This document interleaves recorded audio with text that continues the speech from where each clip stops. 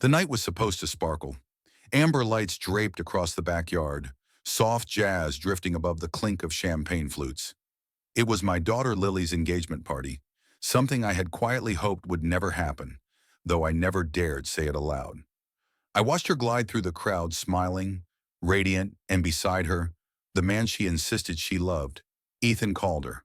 Perfect hair, perfect teeth, perfect charm, the kind that felt sprayed on. I'd spent months pretending not to notice the small alarms.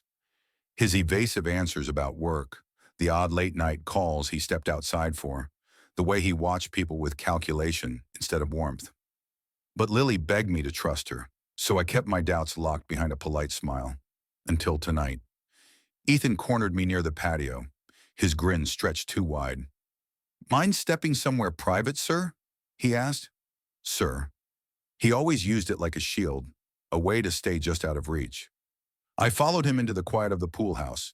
He shut the door, dropped the smile, and exhaled sharply. "Let's skip the nonsense. I need $300,000. I laughed, at first, a short, stunned burst. "You're joking."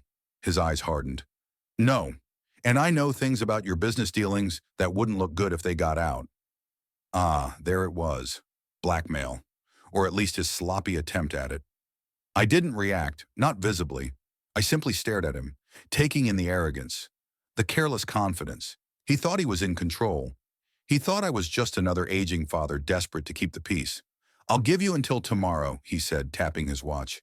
"I'd hate for your daughter to see the real you."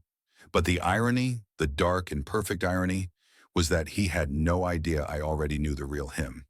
And tonight, he was going to find out exactly how much. Long before Ethan made his little demand, something about him had never sat right with me. Not in a loud way, but in a quiet itch under the skin. It started the night he accidentally mentioned working for a hedge fund I happened to be familiar with. When I asked a harmless follow-up question, he shifted, redirected, complimented Lily's dress. Classic misdirection. That was the first seed. The second came weeks later when one of my friends, a man who rarely shows emotion, pulled me aside at a charity event. "Your daughter's guy," he whispered.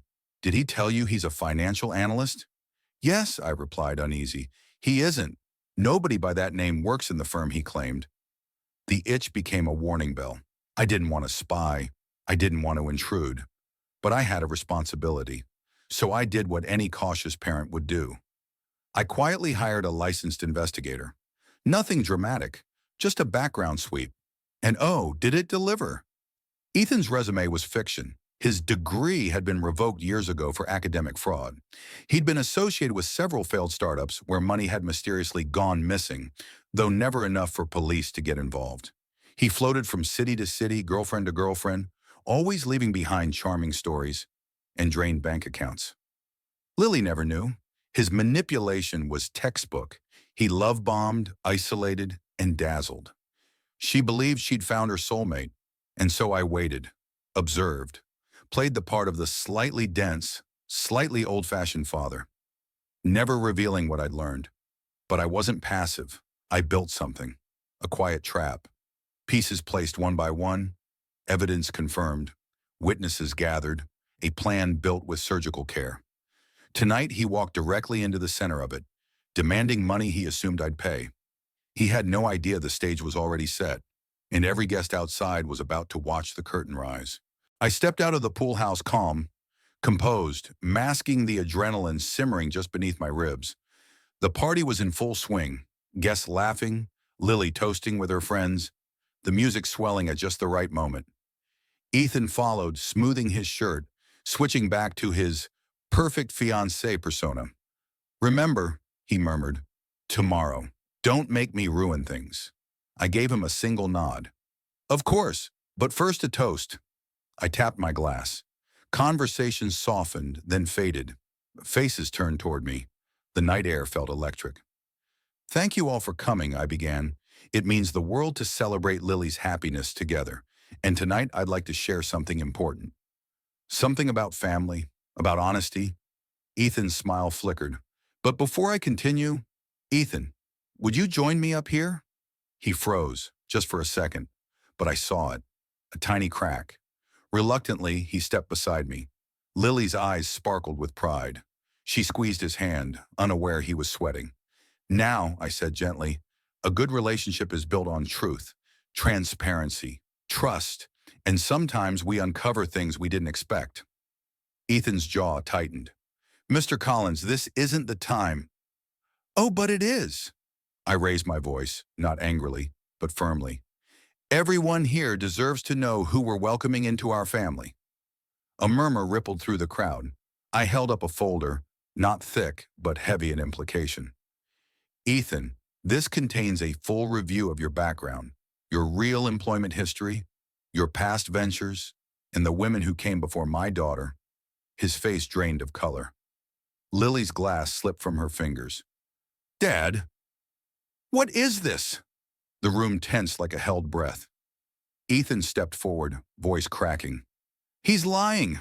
He's trying to sabotage us. No, I said softly. I'm protecting you. And then the first revelation dropped. I opened the folder slowly, deliberately, the way one might lift the lid of a box meant to reveal a magician's final trick. Ethan Calder, I read. Real name Ethan Carter. Guest gasped. Lily's hand flew to her chest. That's nonsense, Ethan snapped. There are plenty of, I continued, former co-founder of 3 short-lived startups, all dissolved, all during financial misunderstandings. I looked up. You told my daughter you left each one voluntarily to pursue passion projects. That wasn't quite the truth, was it? He floundered, voice rising. You don't know what you're talking about. Maybe not, I said calmly, but they do. I gestured to the side. From the crowd stepped 2 individuals, one of his former business partners, and a woman whose expression was a mix of anger and regret. I had invited them discreetly. They had been more than willing. The woman spoke first, voice trembling. He promised me a future, borrowed money, told me he just needed a little help. Then he vanished. The business partner added, every time a project collapsed, Ethan walked away just before the fallout, charming his way into the next opportunity, the guest whispered. Lily looked physically ill. I turned to her gently. Sweetheart, I didn't want to embarrass you. I hoped I was wrong. But tonight he demanded $300,000 from me and threatened to ruin me if I didn't pay. A collective gasp. Ethan spun toward me, sputtering. That is... You twisted my words. Did I? I asked. You can explain to everyone. And then the final blow. I tapped my phone. A recording played. The pool house audio. His voice clear, cold, unmistakable. Transfer 300 grand, or I'll spill everything and destroy your life. Dead silence. Ethan stumbled back as though struck. You recorded me? Yes. My voice didn't waver. I wanted the truth to speak for itself. Lily stared at him, tears streaming, her voice barely a whisper. How could you? And for the first time, Ethan had no performance left, no charm.